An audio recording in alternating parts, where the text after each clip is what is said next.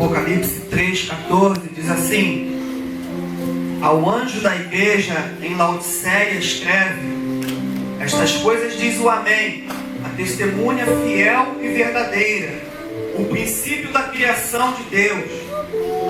Conheço as tuas obras, que nem és frio nem quente, quem dera fosses frio ou quente. Assim, porque és morno e nem és quente nem frio, estou a ponto de vomitar-te da minha boca. Pois dizes: estou rico e abastado, e não preciso de coisa alguma, e nem sabes que tu és infeliz, sim, e miserável, pobre, cego e nu. Aconselho-te que de mim compres ouro refinado pelo fogo, para te enriqueceres, vestiduras brancas para te vestires, a fim de que não seja manifesta a vergonha da tua nudez, e colírio para ungires os olhos, a fim de que vejas. Eu repreendo e disciplino a quantos amo. Sê, pois, zeloso e arrepende-te. Eis que eu estou à porta e bato. Se alguém ouvir a minha voz e abrir a porta, entrarei em sua casa e cearei com ele, e ele comigo. Ao vencedor dar-lhe-ei sentar-se comigo no meu trono, assim como também eu venci e me sentei com meu Pai no seu trono. Quem tem ouvidos, ouça o que o Espírito diz às igrejas. Amados, o apóstolo João, na ilha de Patmos, preso já, velho, idoso, prisioneiro lá em Patmos, ele buscava o Senhor e Deus deu a ele uma revelação, várias revelações. Em especial nesse texto que nós lemos, João recebeu de Deus, recebeu Cristo, uma revelação para que ele enviasse cartas às igrejas na Ásia Menor. João ele escreve 7 cartas às igrejas que estavam na Ásia. É como se João estivesse aconselhando as igrejas, mas não em seu próprio nome.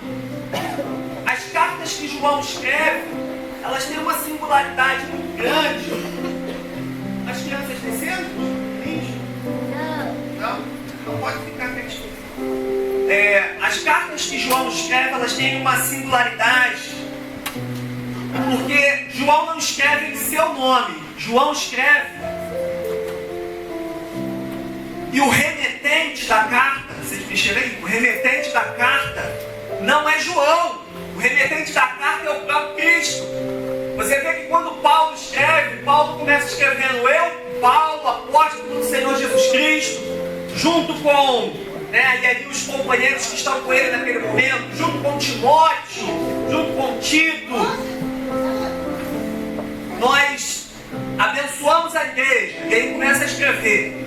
João não escreve dessa forma. João, a carta que João envia às igrejas, ele não envia no seu nome, mas ele envia no nome de Cristo. Olha, é Cristo que ele está escrevendo para vocês. Eu só vou reproduzir o que Cristo está dizendo. E essa carta que ele envia a Laodiceia é uma carta assim que nos chama muito a atenção, e a proposta que foi apresentada aqui à frente durante essa apresentação, essa peça teatral. Cada igreja que João escreve, ele escreve uma coisa diferente, mas a igreja de Laodiceia era uma igreja que precisava ser acesa. Era uma igreja que precisava ser desafiada. Era uma igreja que precisava até mesmo ser posta em prova, em provação. Porque era uma igreja que tinha parado. Era uma igreja que tinha estagnado. Ela estava satisfeita com o que ela tinha conseguido realizar. Estava satisfeita em ser igreja. Estava satisfeita em ser eleita do Senhor. Estava satisfeita em ser a santa geração do Senhor, né? Hoje nós vemos tantas pessoas satisfeitas, né? Abrindo a boca bem grande para dizer: nós somos o povo de Deus, nós somos a nação, né? o novo povo, a nova nação eleita por Deus, nós somos o sacerdócio real, a nação santa, as palavras de Pedro, né? E com uma satisfação tão grande que às vezes se esquecem da missão que tem esse povo. E a igreja de Laodiceia estava esquecendo da missão que ela tinha. A missão da igreja, a igreja não existe para ir para o céu. A igreja não existe para ela ser uma sociedade de salvos, para ser um clube de crentes. A igreja não pode fazer dos seus estudos bíblicos momentos de discussão de literatura. A igreja não pode fazer dos seus cultos reuniões ou bailes, né, de música, ou palestras de pregações como palestras. A igreja precisa se enxergar como um organismo vivo, como o Paulo diz, como o corpo de Cristo. A igreja precisa lembrar todos os dias que Cristo está vivo sobre a face da terra através de cada um de nós. E é interessante então nós irmos ao mais profundo do que significa a palavra igreja. Por quê? Porque quando nós lemos uma palavra como essa, quando nós vemos uma peça como essa, a igreja está lá dormindo, né? A igreja era alta. A alta estava lá dormindo, fazendo o que ela faz de melhor, a alta dormindo. E aí nós vemos uma peça como essa, quem está afastado, quem está de fora, quem não tem compromisso, parece falar: é assim mesmo que a igreja está. Porque a concepção de igreja é a concepção de que a igreja é alguma coisa. A igreja é uma estrutura. Eu não estou falando do templo não, tá, irmão? Mas a igreja é a organização. A igreja é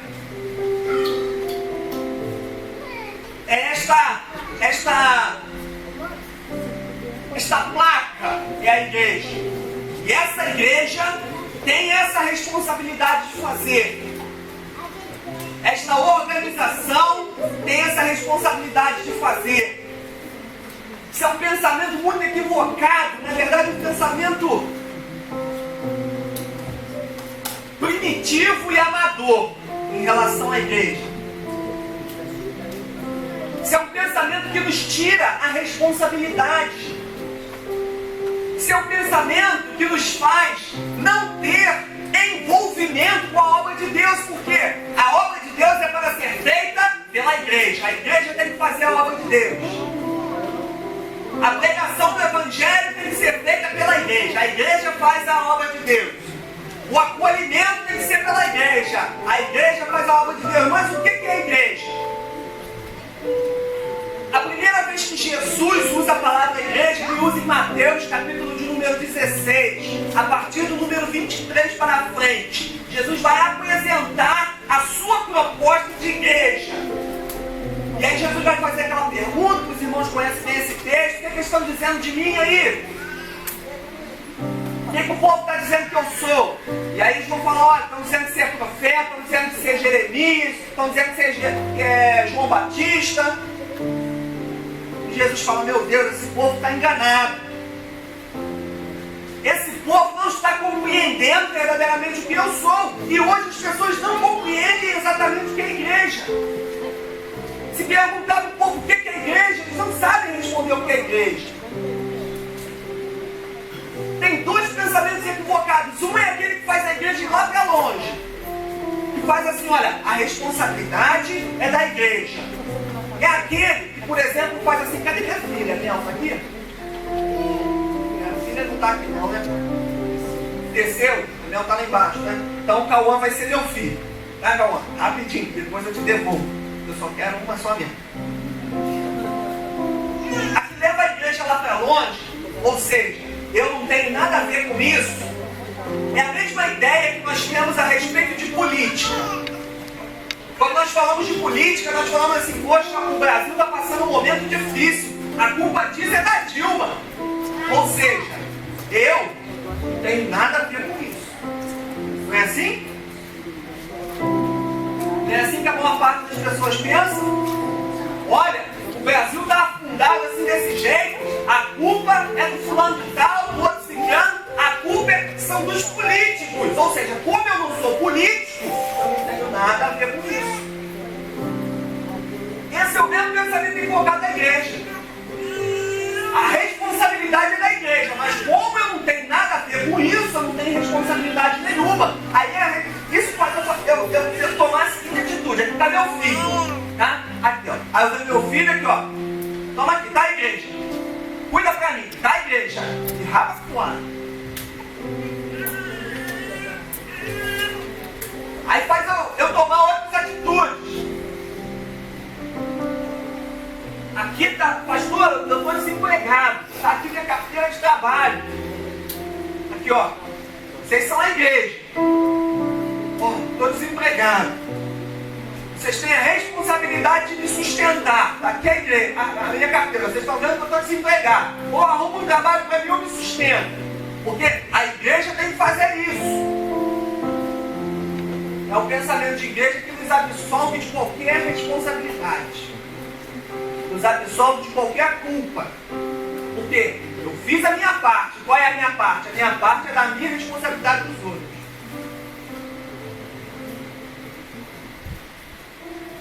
Muito obrigado, meu filho. Está devolvido.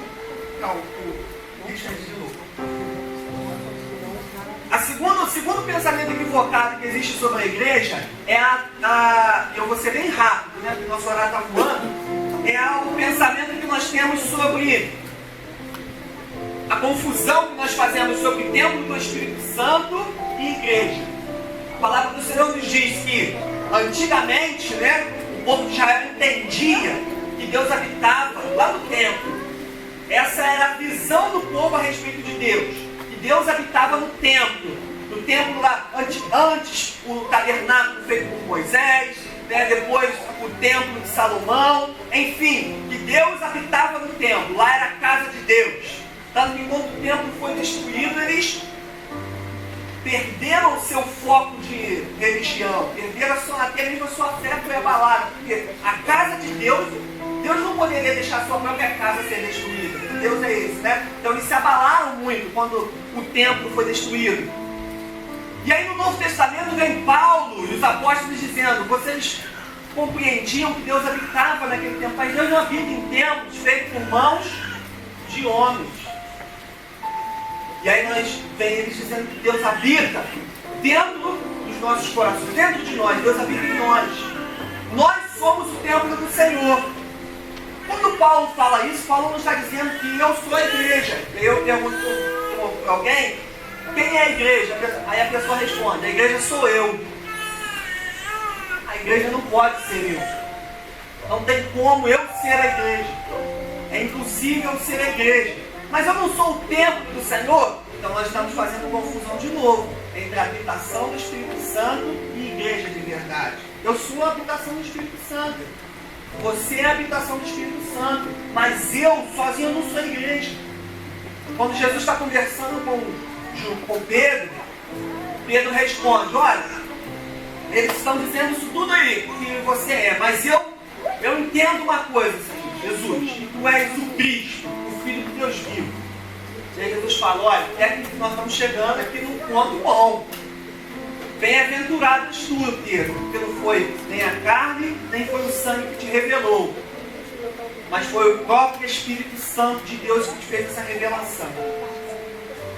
E aí Jesus fala, e sobre esta pedra que colocaste aí, que eu sou o Cristo, o Filho de Deus, eu vou edificar a minha igreja. É a primeira e uma das poucas vezes que Jesus utiliza exatamente a palavra eclésia, do grego, para falar, ensinando aos seus discípulos. Jesus usa a palavra igreja. E o que significa essa palavra? Essa palavra significa a reunião dos seus discípulos, a assembleia daqueles que o seguiam.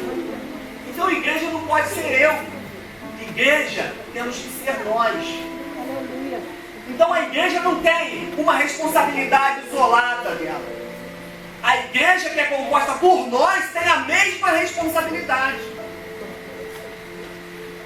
E nós todos precisamos despertar para essa responsabilidade. E aí muitas pessoas não querem essa responsabilidade, respondem como Laodiceia. Olha, eu estou rico, Laodiceia respondia assim, né? Eu estou rico, não preciso de nada eu tenho falta. Vamos deixar a coisa como está. Quantas pessoas que respondem assim, talvez de forma diferente? Olha, eu não quero responsabilidade nenhuma com a igreja, eu não quero nada com a igreja não, porque eu sou jovem, eu tenho todo o tempo da minha vida, eu não tenho nada a ver com esses problemas aí. Mostraram isso aí tudo aí na frente, mostraram essas encenações aí tudo. Eu até acredito nisso aí, que isso tudo existe mesmo, mas eu não tenho nada a ver com isso. É assim, não é? Você está dormindo. Eu vou lá na igreja até de vez em quando, vou receber uma oração, vou lá, mas aceitar Jesus, esse negócio de batismo, esse negócio de santa ceia, de dizimista, de oferta, esse negócio de fazer parte lá do grupo de teatro, esse negócio de fazer evangelismo na rua, eu não tenho tempo para isso. Você é Laodiceia. Acorda rápido, não é nem quente nem frio. Mas eu sou bonzinho, tu é morno. Nem quente nem frio, não sai de cima do muro, não toma uma decisão, não toma uma postura. Antigamente eu ouvia muito falar que era o crente Raimundo. Um pé na igreja e o outro pé no mundo. Uma hora é crente, outra hora não é mais. Uma hora é crente, outra hora não é mais. Uma hora toma responsabilidade, outra hora não toma mais. Uma hora não preciso de nada disso. Na hora que a coisa aperta, corre para dentro da igreja. Ai, pastor, agora a casa caiu. Caiu e vai continuar caída. Porque o trabalho de reconstrução leva tempo. Então, antes da casa cair, acerta a estrutura dela. Porque muitos dos problemas que nós temos que resolver não são culpa do outro ou do fulano, são culpa nossa de nós termos aberto mão de nossas responsabilidades e jogado essa responsabilidade nos outros. Colocado essa responsabilidade sobre o governo, colocado a responsabilidade sobre a escola, colocado a responsabilidade sobre a igreja, colocado a responsabilidade sobre o outro fulano, e a gente vai vendo o barco afundar, mas não toma nenhuma atitude. A igreja de Jesus Cristo precisa tomar as suas atitudes, mas para isso precisa haver um amadurecimento, precisa haver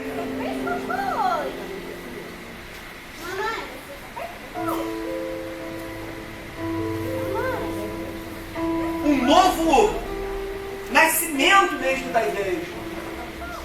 A igreja precisa ser aquecida de novo, mas como igreja, com pensamento de igreja. Com o pensamento de igreja. Enquanto você chegar na igreja e ver o chão da igreja sujo, e você achar que aquilo é culpa de alguém, você continua sendo Laodiceia. Pegue a vassoura e vai varrer. Você está compreendendo? Quando você passar na rua e ver mazelas e achar que aquilo é culpa de alguém, você continua sendo Laodiceia. Eu não tenho nada a ver com isso, eu estou rico, eu estou farto, eu estou bem. Estou fazendo aqui as minhas coisinhas, vivendo a minha vida sem atrapalhar. Eu não faço mal para ninguém. E quem te disse que era para fazer? Não fazer o mal, irmão, não é nenhum benefício, não. Ah, não faço mal para ninguém. Que grande coisa que você faz. Porque era para fazer o mal, o certo era fazer o mal, então. Isso é o mínimo, é não fazer o mal para ninguém. E o povo está lá, cutucando, a igreja acorda e a igreja está dormindo. A igreja acorda e a igreja está dormindo. As pessoas estão necessitadas. As pessoas estão necessitadas. Quantas outras formas de necessidade que tem? Pessoas necessitando, às vezes, somente de uma amizade. Tem gente que não está passando fome, né? Igual tinha gente passando fome, criança de rua. Tem gente que não é criança de rua, que não está passando fome. Tem gente que não está largado, mas precisa só de um amigo. Precisa só de alguém para andar junto, para ensinar uma coisa boa. Você pode ser essa pessoa. Você pode ser essa pessoa. Nós podemos ser essa pessoa. Nós precisamos assumir nossa responsabilidade como igreja, como Cristo sobre a terra. As mãos de Jesus hoje são as tuas mãos. Os pés de Jesus hoje são os teus pés. Aonde você anda, tem que ser como Jesus andando naquele lugar. Não é para ser maluco, ser alienado, bitolado, só falar de Bíblia, só falar de Espírito Santo, conversar com os outros falando em língua. Não é isso não. Né? Tem gente que quer demonstrar tanto que está cheio do Espírito Santo, que ele já te cumprimenta no mover. Né? Já chega na rua para você, passa por todo mundo, mas quando ele encontra o dedo, ele já dá a mão, o varão, aleluia. Ele já cumprimenta no mover, meu irmão. Não, rapaz, também pode ser assim, mas é para fazer a obra que Jesus fazia. Fazer a obra que Jesus fazia. É essa obra que a igreja precisa fazer. E quando eu falo igreja precisa fazer, não é um grupo de obreiros da igreja, não é um grupo de membros da igreja, não é um grupo de crianças, é a igreja. É a assembleia que o Senhor juntou para si. São os seus. Ah, eu sou de Jesus, então você faz parte. Então você tem a mesma responsabilidade. Ah, eu não quero ter essa responsabilidade não. Então você não está com Jesus. É mais ou menos por aí. Senhor Jesus, viu os discípulos andando, os homens andando atrás de Jesus. Jesus, nós queremos te servir. Nós queremos te seguir, Jesus. Então vem. Jesus desprezou? Não, então vem. Mas peraí, Jesus, eu tenho um pai em casa. Deixa primeiro eu ficar com meu pai em casa, né, enterrar meu pai. Quando tudo estiver arrumado lá, aí eu vou te seguir. Aí Jesus fala para eles, ó, aquele que tem o seu pai ou sua mãe como mais importante do que eu, não é apto para me servir. Ué, pastor, é para abandonar todo mundo? É para abandonar ninguém. Mas é para nós precisamos pensar. Tem gente que fala assim, né? Quando eu estiver pronto, eu vou para a igreja. Você não vai estar pronto nunca. Você não vai estar pronto nunca. Olha o que Deus, olha o que a palavra estava dizendo aqui, a palavra que nós lemos.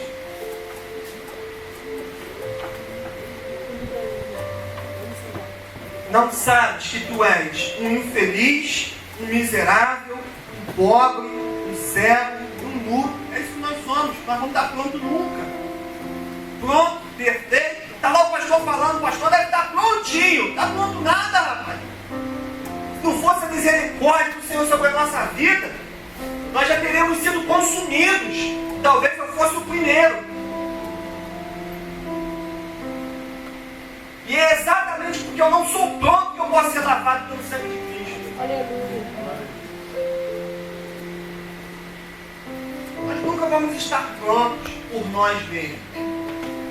Mas aquele que nos elegeu nos colocará apto para fazer. Toma a tua decisão rápida. Tem um movimento rápido. Vamos trabalhar para o Senhor. Vamos trabalhar para Deus. Vamos trabalhar pela obra de Deus. Não é trabalhar com impérios, não. Tem gente que está confundindo aí, encerra. Tem gente que está confundindo a obra de Deus com o império de homem. Ah, vamos trabalhar com o Senhor. Então o que nós vamos fazer? Vamos abrir 15 igrejas Plenitude no ano de 2016. Para que o nome da igreja Plenitude se torne bem conhecido. Vamos botar na rádio, na televisão, né? O nome dos pastores vai ser exaltado. Agora nós não vamos ser pastor, não. Agora nós vamos ser apóstolo, nós vamos ser bispo, nós vamos ser semi-anjo, nós vamos ser o Altíssimo, o semi-altíssimo. Semi-altíssimo, que nós vamos ser agora. Visão imperialista. igreja que mais faz o reino crescer é aquela que faz a sua obra, conforme as suas forças. Se é com uma, se é com duas, se é com 1000 igrejas, mas que seja para que o nome do Senhor seja exaltado, o nome de Jesus apareça. Hoje o nome de certas pessoas é mais conhecido do que o nome de Jesus. O nome de Jesus é que tem que aparecer. Não o nome da igreja A, o nome da igreja B. O nome de Jesus é que tem que aparecer. João Batista, Jesus disse, falando de João Batista, falou: não houve profeta na terra como ele. Você sabe falar o nome de algum profeta importante da Bíblia aí? Fala aí, Luiz, o nome do profeta importante. Que? Samuel, a pastora falou aqui Eliseu, Elias, Isaías, Jeremias, Abacuque, homens de Deus, né? Moisés, que homem de Deus, né? Aí Jesus disse: não houve profeta como João Batista. Mas peraí, Moisés abriu o mar vermelho, Eliseu ressuscitou defunto, Elias fez cair fogo do céu, Isaías profetizou na cara dos reis, foi cerrado ao meio, foi até o fim. João Batista fez o quê? Eu leio João Batista, eu não vi João Batista expulsando demônio, eu não vi João Batista curando, eu não vi João Batista levantando um paralítico. João Batista simplesmente anunciou o reino de Deus. E aí disse Jesus: eu não vi profeta igual João Batista. Não vi profeta igual João Batista. Cadê o glamour de João Batista? Homem do deserto, vestido de pelo de camelo, pelo de animal, e comendo mel silvestre e gafanhoto. Aí disse Jesus: eu não vi profeta na terra como João Batista. E aí?